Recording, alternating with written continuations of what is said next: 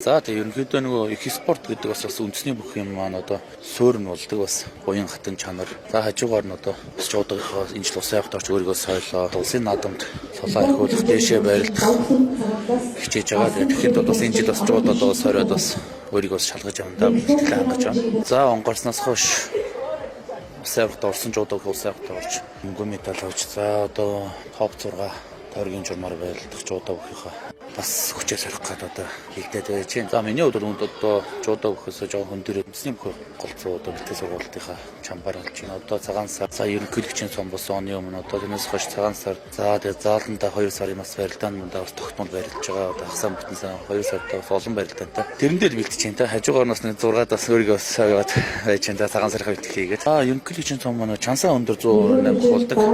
Тэгээд нөгөө нэгийн давнаас аймгийн арслантай барилж авар гарслангууд ихтэй байлаа.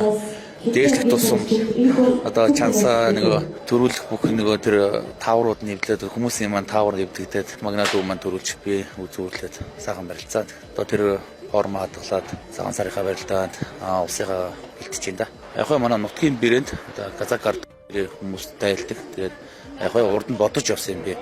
Бас нэг одоо үндэснийхээ брэндийг тий яаж одоо сурчлах яг бүхэн буйндаа сайхан барилдсны сайхан том заан цолны буйнд арт хүмүүс дэмждгийн хувьд хийж үзсэн. Харин эрэлт их сайтай тэгээд сайхан ээж аав гэр бүлийн хүмүүс маань одоо ард маань байдаг тул та бид 2 жил шахуу болчихлоо.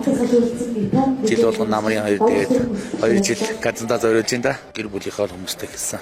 Энэ жилийн хувьд болохоор жоохон хэрэглэгч хэмдэртэй улсад бол та тэгээд бас хүмүүс авсаа ажиллаж таваад гэхдээ одоо ч манайх ажиллаж байгаа хийх хүмүүс хэцүү болж байна. Тэгээд хөргөлтийг өөрөө хийсэн. Тэгээд загнуулсан тэгээд чи бэлтгэлээ гэж барилдаач гэж барилдсан чинь доор даваанд унсан.